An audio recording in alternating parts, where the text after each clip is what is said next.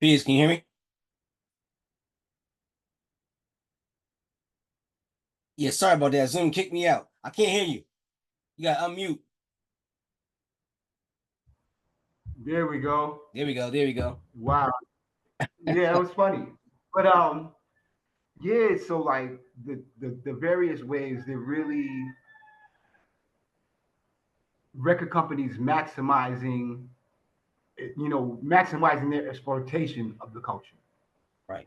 to the point as far as they can take it. So like if you look at that Islamic era and you go from Rakim and then you take everybody in between and then you get to the pinnacle of how fly you can make this knowledge sound, Hmm. which is Wu Tang.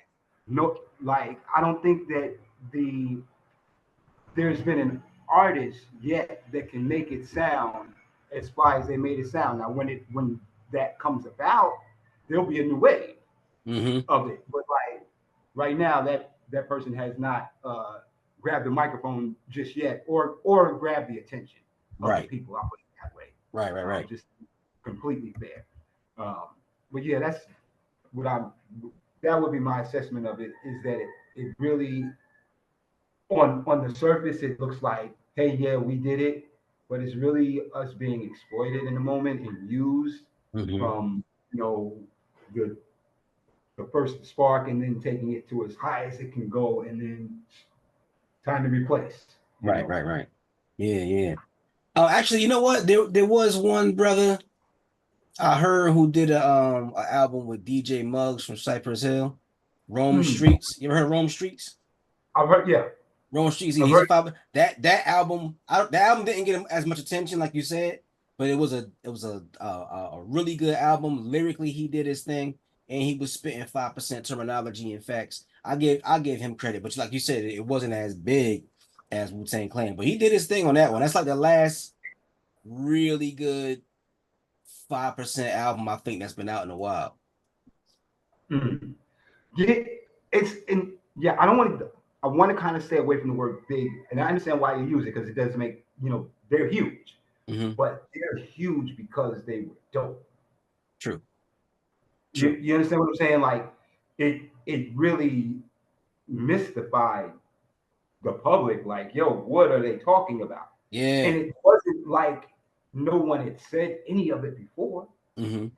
It's the way that they said it and the sincerity in their voice, the Yeah. realness in their voices, and that uh, they're about what they're talking about. That Right. really translates to the people in different ways. And quite honestly, that's what makes things, the downside of this stuff work. You know, um, if you think about like even the era of like where it was, we'll use gun for a metaphor for rhyming. Right. Now we hear it and we're really no one's going like, oh, when such and such says I'm going, do something to you violent. We're not going, oh, it's just being a metaphor because we hear the sincerity Hmm. of this person will really hurt somebody, Yeah. like or take somebody. So this is what really translates with the people, and that's where it goes right back to culture. And what the music business has been able to do is again be the tail wagging the dog, Right. rather in reverse. Um, man, I was just even right now, give you a perfect example. They're not like us. Right. Beautiful moment. Oh man, the Yeah. concert, Powerful. Powerful. right? And already is being weaponized internally for a diaspora war, for an age war that has Right. nothing to do with Kendrick or Drake, Hmm. but just the culture want to fight with each other. For Yeah. what, man? We need some unity right here. We need this is what we need. This is Right. what this music is supposed to do is Hmm. produce unity. You take the most uh dopest visual of unity since Wu Tang, and it's already in less than a week being corrupted to have a damn diaspora war. That's we're fucked up, not the Yeah. music. Yeah. Yeah. We're Man. the ones that's fucked up, Man. It's and it's, true. and it's because because we're not focused on having the right attitude. We're not dealing with the knowledge and ideas, and we're not dealing with the rules of the Mm-hmm. culture. True. We're just dealing with the art of the culture, and Wow. everybody Yeah. wants to own the art, Yeah. and everybody want to own the language, AAVE. Well, you Mm-hmm. can't say that. And I ain't talking about the N word, Mm-hmm. you know. I'm talking about the rest of our language. Dope, fly, whatever, whatever. Nobody wants to say, that's another story. That's another elephant in the room. I ain't gonna go there. All Not in right. this one, but this is the real thing is that we have to get away from the eye candy part of culture and Mm-hmm. get to what it's really supposed to be, which is solve a problem and solve a problem so that we can continually solve whatever the problems are by providing that to our young.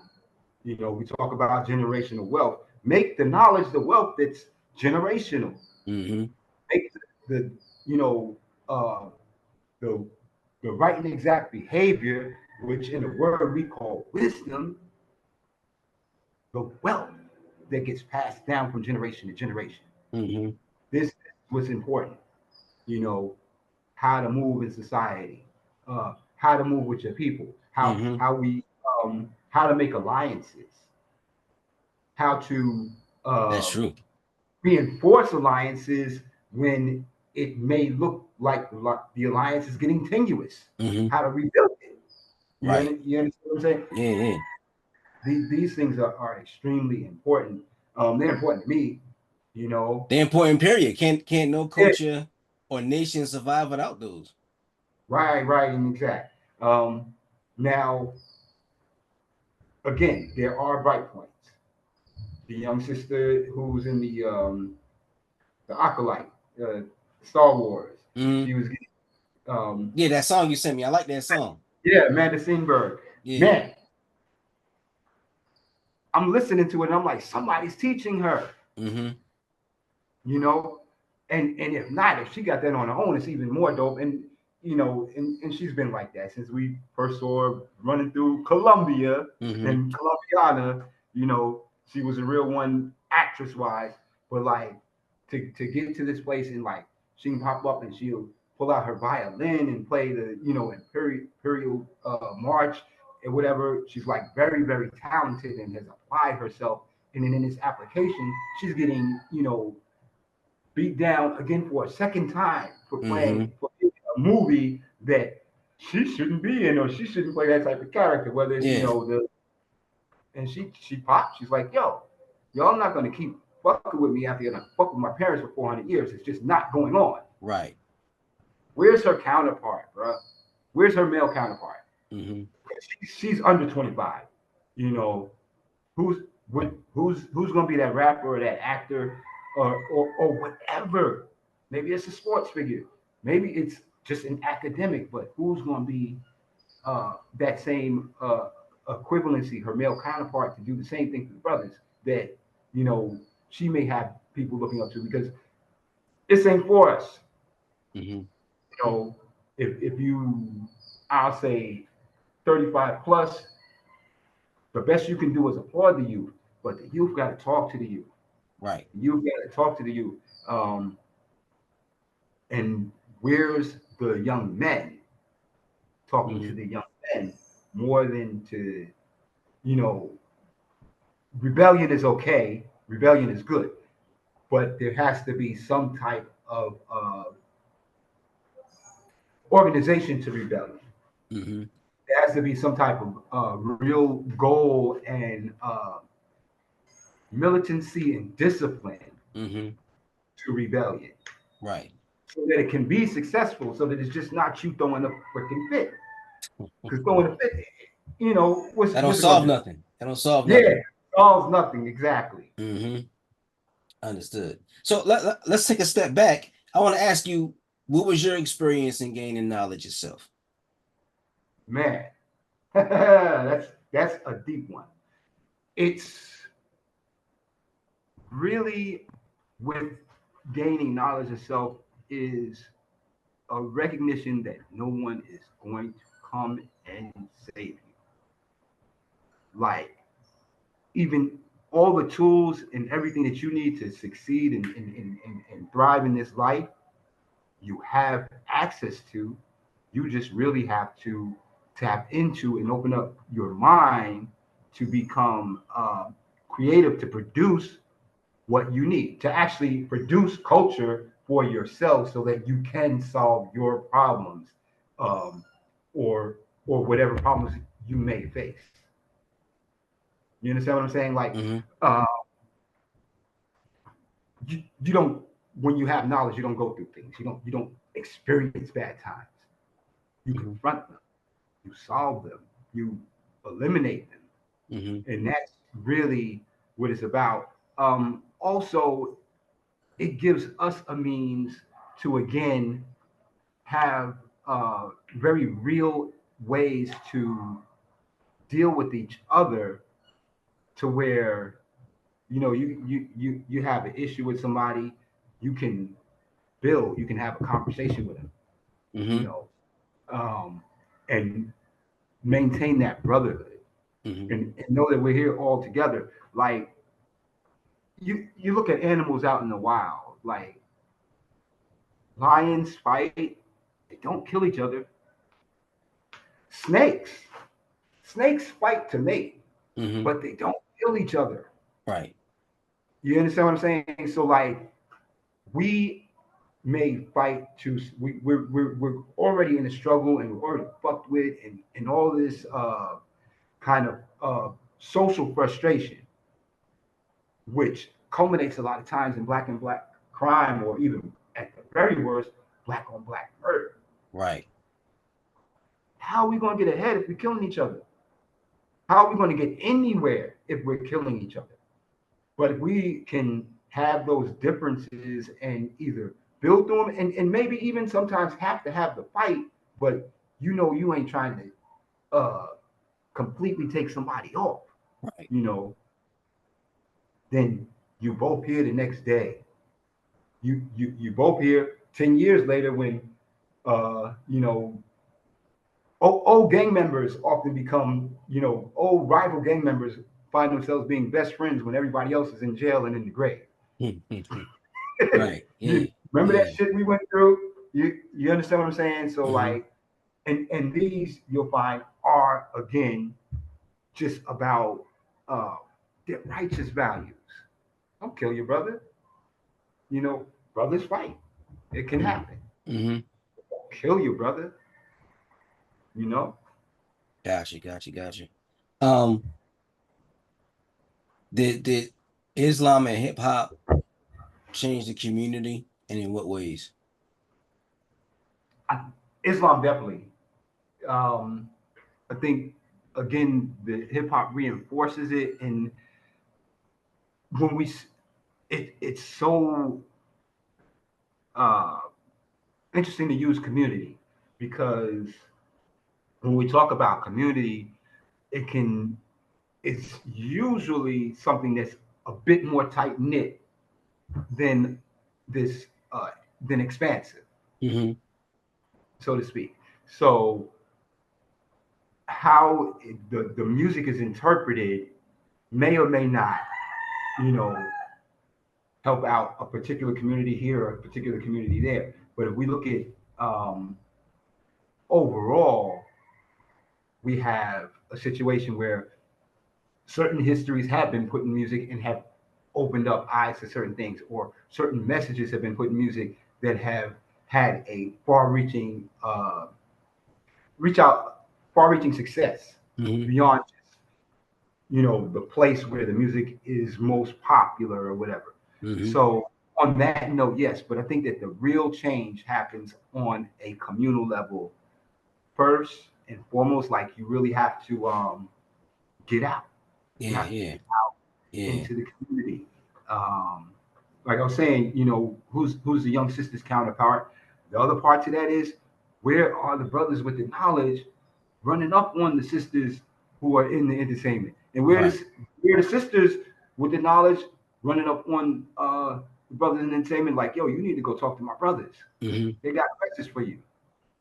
You understand? Like Mm-hmm. these are things that are extremely necessary, and it's kind of like not lost on me, like something like, say, the thing we just witnessed with the guy this whole past year, who was wilding out his entire career. I ain't even gonna say his name. We all Mm-hmm. know. But like some people that are well respected seen this stuff and allowed it to survive with Mm-hmm.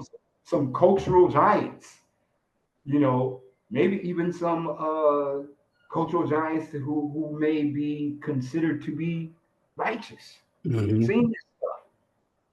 You understand what I'm saying? Mm-hmm. And allowed to survive. But if the culture is one where it's like, yo, we're not tolerating that, then you know, people don't have to be afraid to Mm-hmm. open their anymore because then they have the backing of the culture Right. with them.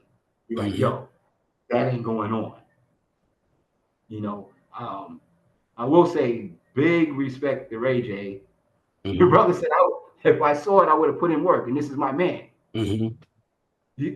That's the seriousness that we're dealing with. Like people have to be ready to, on a cultural level, be about what the culture is about, Mm-hmm. and not for bragging rights, not for the feel good moment of it was us or this that the other, but like this is our culture and we're holding the culture down. And if you want to gatekeep something, keep the knuckleheads out, keep the ignorant folks, and we have an example of what a real knucklehead is now. It's Mm-hmm. not the rebellious kid on the street. Right. He's a hard head, but you can get to the hard head. You just Yeah. got to be consistent Yeah. Yep. and show him or her that what you're talking about will result in a better situation for them. Mm-hmm. And They I'm don't. and I'm glad you referenced that person. We ain't gonna say his name, but I'm glad you referenced that person because I wanted to discuss also one of the things that I saw in hip hop and Islam was the role of the woman. The woman was way more respected. Like if you listen to a hip hop album, there had to be at least one song for the women, one song Mm. about love. If you listen to old school hip hop, they would refer to the woman as a queen. The wise black queen is mine. She's mine. The woman was a Wow. queen. And the minute you removed the minute that hip hop was Islam was removed out of the hip hop culture, or at least out of the forefront, the woman became everything but a queen. She became a hoe, a bitch, this, that, and the third. So I wanted to Mm. discuss the role of the woman in the preservation and purification of the culture. Because our culture keep getting more and more messed up. And it always starts with our perception and our treatment of the woman in the art form. Can you break that down a little bit for us? And the role of the woman in Islam? Wow. Like if a woman, like I'm not a 5%er. If a woman is a 5%er and she's earth, how do y'all perceive her? How is she treated? And how does that it get influenced in the hip hop culture or gets absorbed into hip hop culture? So the woman is respected, but let's and that's in within the 5% culture. But I think in general, the woman should be respected. Period. Mm-hmm. And so like most of what you will find with the 5% is just like how things are really supposed to go in life. Right.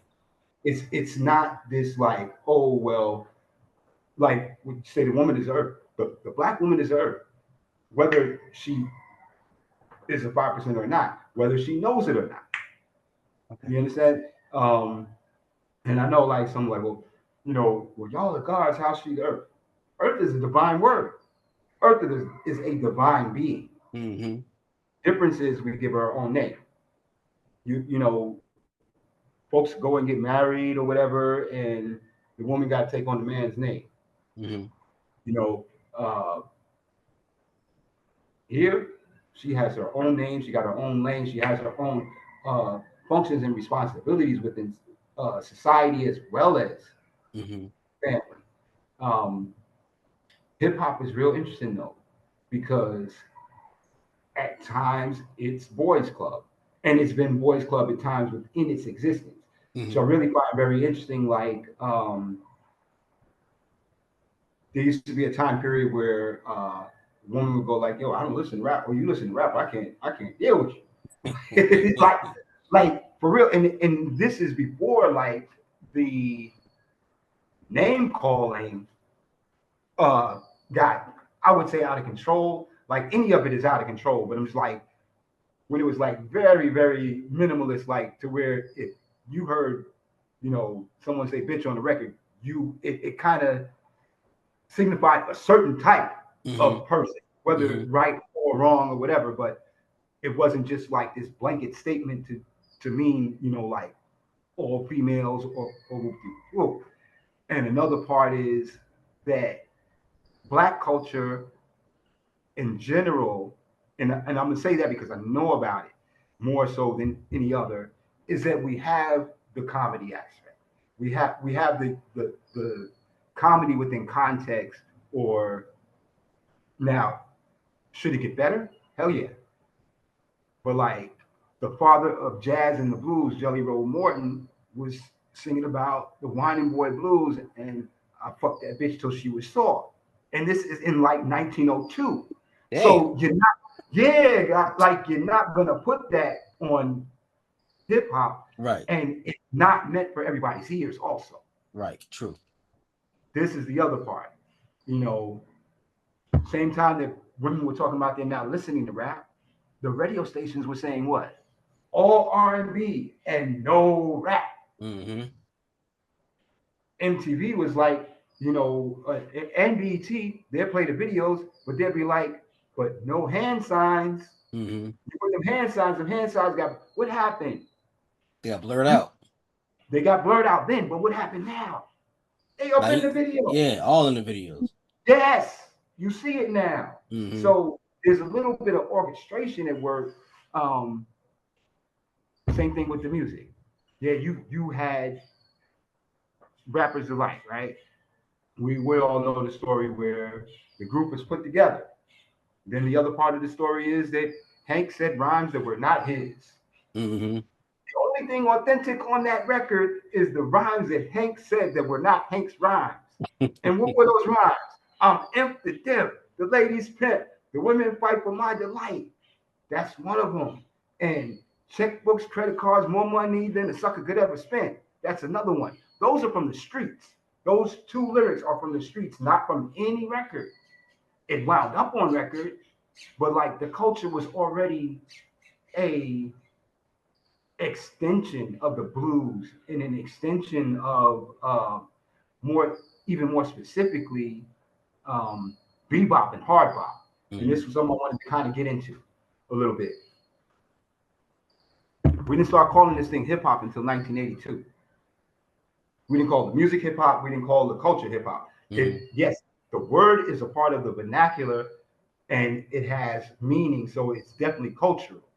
But before that, it was b-boy music, beat music, Hmm.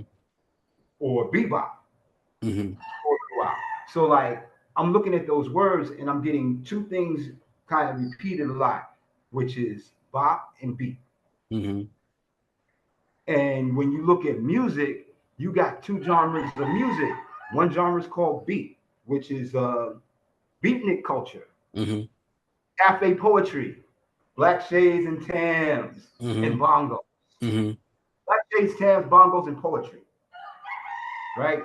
And it's largely like intellectuals, black and white, and then kind of the visual gets kind of white after a while. Hmm. Then you have bop, which is really hard bop. It's not bebop or rebop, but it's hard bop, which is the child of Miles Davis and Herbie Hancock, to Right. where you have bop music, but it has electric instruments in it.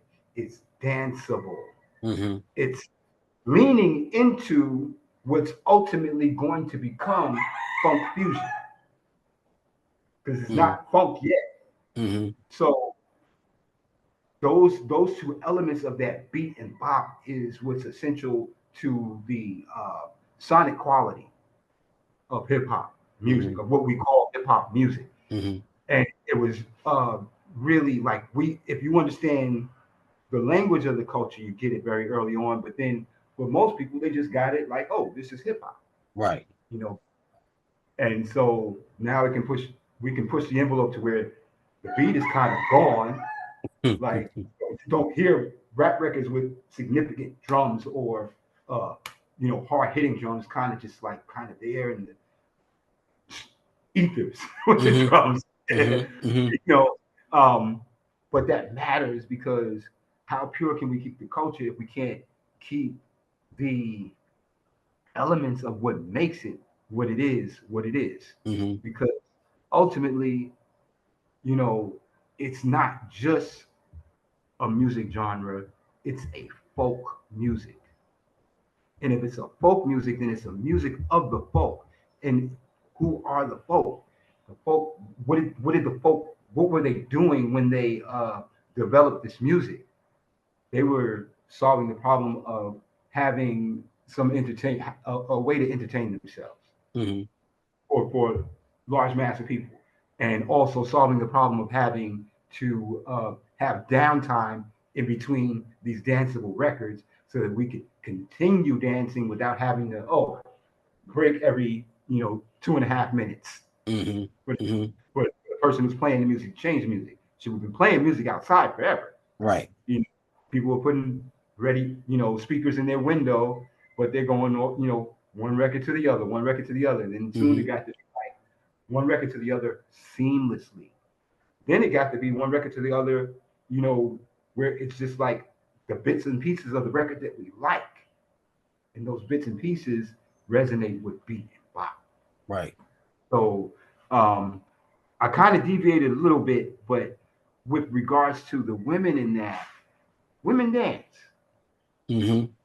You know, um, there's a element of this culture at its very earliest stages that was closely aligned with disco. Mm-hmm. They dance. Women dance. Like, is the hustle disco dance, or is it uh, somewhere close to a hip hop dance? I don't know. Mm-hmm. Because Hollywood's DJing parties and going Wu Tang. Well, I don't want to go step up while people are literally doing the hustle. Mm-hmm. But at the same time, it's kind of smoothed out and melodic so that nobody gets the idea that, oh, this is someplace where you could spin on the floor. Right. Right. Gotcha. So Yeah. right, so there's like um it's again kind of a down pressing of the youth, or the more aggressive points of the culture. Like, it's a aggressive form is what people kind of get a little scary with, and that part gets, you have 1982, you get uh, the whole electric funk wave that brings in what's called freestyle hip hop, which is again dance oriented, and Mm-hmm. yes, very largely Latin, right? Which is great. But in that whole little era of that, the beat and the bop subsided, you Mm-hmm. know, quite a bit. And when it came back through a renaissance, and that renaissance was called boom bap. Mm-hmm. But that was fucking boys club. Make no mistake about it. So like, you know, um, you have this era where it's dudes where the rhyme cipher has taken over. Mm-hmm. And yeah, girl can get in there, but she gotta be extra, extra dope Mm-hmm. and aggressive. So like she's now one of the guys. She's like, mom's maybe at the Apollo with the rest of the dudes. Yeah. Rather Yeah. rather than being Lena Horne or whatever, whatever. Yeah. Mm-hmm. So that has a lot to do with it, and it kind of allowed for kind of a disparaging view of the woman internally within the culture, because it went from like, yo, I don't listen to rap, to like, they're not messing with this, so forget about them. And only the ones that come over here is cool, but if they come over here, they one of the guys. Right. Yeah. Yeah. It's Yeah. corny. It's corny. Gotcha. Yeah. Yeah. Yeah. Um, Another thing And I want to in talk black, about, huh? glad we're out of that, you know, Mhm. in lots of ways. I mean, some of it is in terms of, you know, what may be going on the music now is rehashing some of it, but it's a workout where it's like it's still, you know, you got more of a balance, which Mhm. is somewhat of the best you can ask for is balance, even though the ultimate goal is like, yo, we ain't doing that unless it's like, you know, completely understood that, Yeah. oh, that's some comedy shit or you know, Mhm. in within reason. Um, I gotta wrap up soon. So let me ask one more question. I have more, Word. but I gotta shoot out. But the question I wanted to ask was, I think that because I'm so protective of hip hop, and sometimes I see individuals, I'm like, what is he doing in my culture? What is this dude doing in my culture? He's on some other bullshit. And I always felt like in order for somebody to be along in hip hop, my fantasy is always that they had to be initiated, like the Freemasons or like the 5%. You gotta know the lessons before you can say you a 5%er. If we had an initiation process for hip hop, what would it look like? And how could we utilize it so that we're being fair to people, but at the same time making sure we letting in individuals who respect and love the culture, respect and love black people, as opposed to just a bunch of clowns who want to be seen. Slippery slope. Slippery slope. Like I have an idea.